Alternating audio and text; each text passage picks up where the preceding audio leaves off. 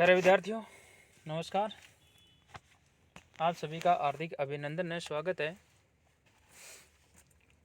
आज हम परोपकार पद्धति में 66 नंबर पद्य उसका अध्ययन करेंगे। यहाँ इस पद्य के अंदर जो श्रेष्ठ मित्र है, आदर्श मित्र है, जो सन मित्र है, उसके लक्षण इसके अंदर बताए गए हैं, तो उसका आप अध्ययन करेंगे। ये 2 नंबर का क्वेश्चन है, वो भी आता रहता है, 8 नंबर का भी आता रहता है, बड़ा क्वेश्चन भी आता रहता है, नेट में भी इसको पूछते रहते हैं, तो आप इसका अध्ययन करेंगे। पापा निवार्यति योजयते हिताय गुह्यं निगुह्यति गुणान् प्रकटीकरोति आपदगतं च न जहाति ददाति काले सन्मित्रं लक्षणम इदं प्रवदन्ति सन्तः। पापात निवार्यति यानी जो अच्छा मित्र है, जो श्रेष्ठ मित्र है, वह पाप से हटाता है। योजयते योजयते हिताय योजयते, और हितकारी जो कार्य हैं, कल्याणकारी जो कार्य हैं, उनमें वह अपने मित्र को लगाता है। गुह्यम निगुह्यति, गुप्त बातें जो हैं, उन गुप्त बातों को छिपाता है। गुणान प्रकटीकरोति, गुण जो है उन गुणों को प्रकट करता है। आपदगतम च न जहाति, और विपत्तिग्रस्त होने पर, संकट में होने पर मित्र का साथ नहीं छोड़ता है। संतः इदम सन्मित्रम लक्षणम प्रवदन्ति। इस प्रकार से जो सज्जन है, सज्जन आदर्श मित्र जो है, उसका ये लक्षण जो है कहते हैं, बताते हैं। प्यारे विद्यार्थियों, यहाँ आदर्श मित्र जो होता है वह हमेशा ही हित चाहने वाला होता है। वह अपने मित्र को जो बुरे कार्य होते हैं उनसे दूर रखना चाहता है। सदा हितकारी जो कार्य होते हैं उनमें वह उनको लगाता है, और वह अपने मित्र की जो छिपाने योग्य बातें होती हैं, जो गुप्त बातें होती हैं, उनको वह छिपाता है, और लोगों के सामने मित्र के गुण जो हैं उन गुणों की वो प्रशंसा करता है। आदर्श मित्र विपत्ति आने पर भी उसका साथ नहीं छोड़ता है, और वह आवश्यकता पड़ने पर आर्थिक सहायता भी देता है।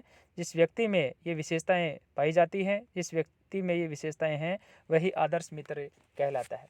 तो इस प्रकार से ये बसंत तिल का जो छंद है उसका ये उदाहरण है, बहुत सुंदर उदाहरण है। आप इसको व्याकरणात्मक टिप्पणियाँ हैं उनको भी साथ साथ में याद करते रहें। फॉर एग्जाम्पल, जैसे मान लो पहली पंक्ति है, तो यहाँ पापा निवार्यति, तो यहाँ मूल रूप से यहाँ पापात जोड़ निवार्यति ऐसा आएगा, संधि होकर के जो है तय उसका न हो गया।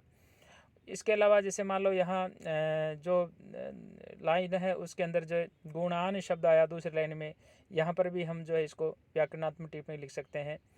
दूसरी लाइन में जैसे मान लो करोति आया, तो यहाँ पर भी वो लट लकार प्रथम पुरुष एक वचन का रूप हम लिख सकते हैं। तीसरी लाइन में च है, न है, ये अव्यय है, ये हम लिख सकते हैं। जहाती का हम जो है धातु रूप लिख सकते हैं, ददाती का धातु रूप लिख सकते हैं, काल्य का शब्द रूप लिख सकते हैं। सन्मित्र में फिर वही संधि आ गई यहाँ पे। लक्षणम इदम, यहाँ पर भी संधि आ रही है। इदम का आप मूल रूप बता, यानी कौन सी व्यक्ति कौन सा वचन बता सकते हैं। तो ऐसे व्याकरणात्मक टिप्पणियाँ है, आपको इसमें साथ साथ में जो है याद करते हुए आगे बढ़ना है। अब आगे हम चलते हैं पद्य नंबर 67 की ओर।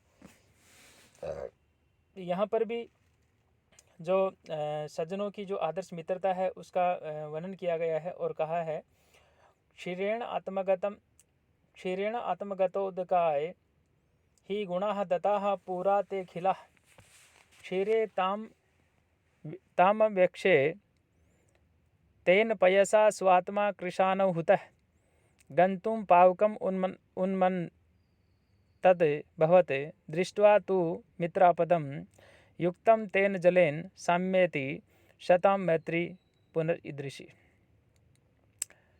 पूरा क्षीरेण आत्मगतो उदकाय, यानी पहले तो जो क्षीरेण मतलब जो दूध होता है, उस दूध ने आत्मगतोदकाय अपने में स्थित जो भी गुण हैं, वो सारे के सारे जो गुण हैं वो जल को स्वयं जो है वो दे देता है। अखिलाः संपूर्ण ते वे गुणाः दताः, अर्थात गुण दे दिए जाते हैं। क्षीरे तापम अव्यक्षे, और फिर उस क्षीरे तापम अव्यक्षे, फिर जो दूध होता है उस दूध को इस प्रकार से जलने पर जो है अपना मित्र जो है उसको ऐसा देख कर के तेन पयसा स्वात्मा कृशानो होता है, यानी उस जल के द्वारा अपने आप को जो है मित्र को इस प्रकार की स्थिति में देख कर के, संताप में देख कर के वह अपने आप को अग्नि के हवाले कर देता है, यानी हवन कर देता है। तत्तु मित्रम आपदम दृष्ट्वा, और इसके पश्चात अपने मित्र को आपत्ति में देख कर के, संकट में देख कर के, विपत्ति में देख कर के पावकम गंतुम उन्मत्तः अभवत, अर्थात अग्नि में जाने के लिए जो है वह तैयार हो जाता है। यानी दूध जो होता है वह अग्नि में जलने के लिए तैयार हो जाता है, और वह अपन देखते हैं कि जो पात्र होता है उस पात्र से ऊपर की ओर आकर के आग में जाना चाहता है। तेन जलेन युक्तम साम्यति, इसके पश्चात वह जल जो है उस जल से ही शांत होता है। शताम मैत्री तु पुनः ईदृशी बहुती, तो सज्जनों की जो मित्रता है वो तो ऐसी ही होती है। तो इस प्रकार से जो श्रेष्ठ मित्र है, जो सच्चे मित्र हैं, एक दूसरे के हित के लिए सर्वत्र जो है हमेशा न्योछावर रहते हैं, और हमेशा इसी बात को सिद्ध करते हुए दूध और जल की जो मित्रता है इसका यहाँ उदाहरण से स्पष्ट करते हुए कवि यहाँ पे कहना चाह रहे हैं कि जब जल दूध में मिला तो दूध ने अपने रूप के सारे जो रंग हैं वो उसे जो है दे दिए जाते हैं, और जब दूध तपाया जाता है तो पानी जो है उफरने लगता है। मित्र का संताप देख करके, पीड़ा देख करके जल जो है शांत कैसे रह सकता है, इस प्रकार से जल जो है उसको, जल को अग्नि की ओर जो है अपने प्राण न्योछावर करते हुए देख करके दूध भी उसका अनुसरण करता है, और जल के छींटे डालने से उफनता हुआ जो दूध होता है वह रुक जाता है। तो प्यारे विद्यार्थियों, इस प्रकार से ये अपना जो एक श्रेष्ठ मित्र होता है उसके उदाहरण के माध्यम से यहाँ समझाया गया कि जल के स्पर्श से दूध जो है उसका शांत होना स्वाभाविक सिद्ध होता है। तो सज्जनों की मित्रता जो है वो ऐसी ही होती है। शार्दुल जो विक्रीडित छंद है उसका ये उदाहरण है। इसमें आप व्याकरणात्मक जो टिप्पणियां हैं वो भी आप इसमें लिखेंगे। जैसे क्षीरेण आत्मगत उदका, यहाँ एक तो गुण संधि आप बता सकते हैं, ही अव्यय है। उसके बाद में लास्ट का शब्द आया पूरा ते खिला, यहाँ आप जो पूर्व रूप संधि बता सकते हैं। तापम अव्यक्षय, यहाँ केवल संधि है, संधि का नाम नहीं है। उसके बाद में तेन आया, दूसरी लाइन में तेन आया, यहाँ पर आप जो है सर्वनाम जो है वो बता सकते हैं। उसके बाद में हुते है आया है, तो यहाँ आप जो है कृतन शब्द बता सकते हैं। गंतुम आया, यहाँ आप जो है तुमन प्रत्यय बता सकते हैं। दृष्टवा आया, यहाँ कत्वा प्रत्यय बता सकते हैं, कृतन शब्द है। तू आया, यहाँ जो है आप इसके अंदर टिप्पणी लिख सकते हैं। उसके बाद में लास्ट लाइन में जैसे तेन है, जलेन है, पुनस्त्वय दृषि, तो इसमें आप व्याकरणात्मक टिप्पणी लिख सकते हैं। तो इस प्रकार से प्यारे विद्यार्थियों, आपको ध्यान रखते हुए ये सारे के सारे जो है टिप्पणी आपको याद रखते हुए आगे बढ़ना है। आगे इसके अंदर जो महापुरुष हैं उनके व्यक्तित्व की जो महत्ता है उसका यहाँ प्रतिपादन किया गया और कहा, इतः स्वपीति केशवः कुलमस्तद्ये द्विषाम इतस्य शरणार्थिनः शिखरीणां गणः शेरते इतोपि वड्वानलः शयः समस्त संवर्तकै अहो विततं मूर्जितं बरसहं च सिंदूर वपुः। इतः केशव स्वपीति, यानी इधर जो है विष्णु जी जो हैं वो सो रहे हैं। इतः तद्ये द्विषाम कुलम, और दूसरी तरफ जो है उनके शत्रु जो पक्ष हैं यानी असुरों का जो कुल है वह जो है स्थित है। इतः च शरणार्थिनः शिखरिणः गणाम शेरते, और इधर कहीं शरणार्थी जो पर्वत है उनके जो समूह है वो जो है सो रहे हैं। इतः अपि समस्त संवर्तकैः सह वड्वानलः शेते, और इधर प्रलयकालीन जो संवर्तक मेघों के साथ में कहीं वड्वानल है, ये भी एक आग का ही नाम है, वह जो है स्थित है। अहो सिंधुः वपु विततम अर्जितम भरसहम च अस्ति। अहो समुद्र का जो शरीर है कितना विस्तृत है, कितना विशाल है, कितना शक्तिशाली है, एवं ये समस्त प्रकार के जो भार होते हैं उनको सहन करने में समर्थ है। प्यारे विद्यार्थियों, यहाँ जो एक महासागर का उदाहरण देते हुए उनके माध्यम से महापुरुषों का जो विराट व्यक्तित्व जो होता है उसका वर्णन किया गया। और महासागर इतना विशाल है कि इसमें न जाने कितनी कितनी महान हस्तियों ने जो है आश्रय ले रखा है।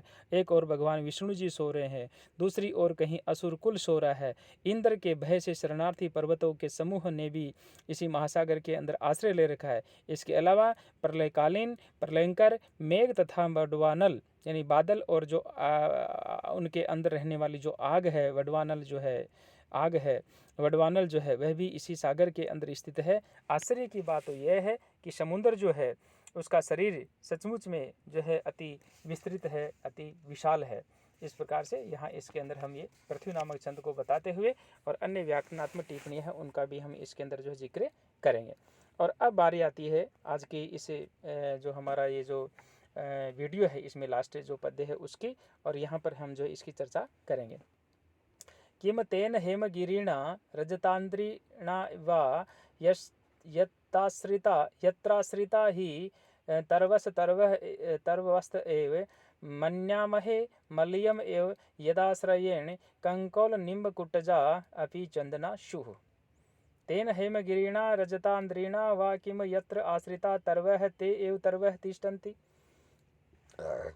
यानी उस स्वर्णमय या स्वर्ण जो पर्वत है या जो रजत है, पर्वत से क्या जो है लाभ है, जिस पर आश्रित जो वृक्ष हैं वो वृक्ष के वृक्ष ही रहते हैं। तर्व एव तिष्ठन्ति मल्यम एव मन्यामहे यदाश्रयेण कंकोल निम्ब कुटजा अपि चंदना शुः। यानी हम तो मलय जो मलय पर्वत है उसको ही महान मानते हैं, जिसके आश्रय से कंकोल, नीम और कुटज जो है आदि के वृक्ष जो हैं वो भी चंदन बन जाते हैं। या यहाँ जो समृद्धि पाने से कोई व्यक्ति जो है वह महान नहीं बन जाता, जो दूसरों का भला करता है वही वास्तव में महान होता है, ये बात कही गई है। सुमेरु पर्वत या रजत पर्वत की क्या उपयोगिता है, यदि उन पर स्थित वृक्ष जो है वैसे के वैसे ही बने रहें। अपने आश्रितों के उत्थान में सहयोग नहीं करने वाले बड़े से बड़े धनाढ्य का कोई महत्व नहीं होता। मलय पर्वत अपने आश्रित कंकोल, नीम, कुटज आदि वृक्षों को चंदन में परिवर्तित कर देता है। इस उपकारशीलता के कारण वह सुमेरु पर्वत आदि जो है पर्वतों से अधिक प्रशंसनीय बन जाता है।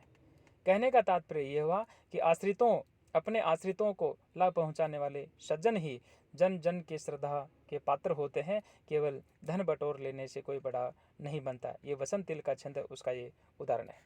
इसके अलावा जो व्याकरणात्मक टिप्पणियाँ हैं, जैसे मान लो यहाँ पहली लाइन के अंदर जो है टेन आया, इसके अलावा लास्ट का जो यहाँ वाह आ रहा है ये अव्यय आ गया। दूसरी लाइन के अंदर जैसे मान लो यत्र जोड़ आश्रिता, यहाँ दीर्घ संधि है, ही अव्यय है। लास्ट में एव आ रहा है, ये अव्यय है।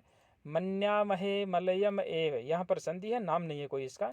यदाश्रयेण, यहाँ पर भी आप इसके अंदर जो संधि बता सकते हैं। कंकौल निम्ब कुटजाह अपि अव्यय है। और इस प्रकार से आप ये व्याकरणात्मक टिप्पणी जो है बताते हुए जो है लास्ट में हम इसका एंड कर सकते हैं। तो सभी विद्यार्थियों से मेरा ये आग्रह है कि आप इसको एक तो पूरी वीडियो देखें, पूरी वीडियो देखने के साथ साथ में अपना ये जो चैनल है इसको आप सब्सक्राइब भी करें, ताकि नया कोई वीडियो डालूं तो आप लोगों तक पहुंच सके। अभी तक इसमें 24-25 विद्यार्थी जुड़े हुए हैं, लेकिन सिंगल विद्यार्थी ने इसको सब्सक्राइब किया, बाकी अन्य ने सब्सक्राइब नहीं किया। तो सभी से निवेदन है कि आप अपना जो चैनल है, अपने चैनल को आप सब्सक्राइब करते रहें, और फिर आगे जो ही मैं नई वीडियो डालूंगा वो आप लोगों तक पहुँचती रहे। तो इस प्रकार से सभी विद्यार्थियों से मेरा ये आग्रह है कि आप नियमित रूप से इनका अध्ययन करते रहें। Thank you.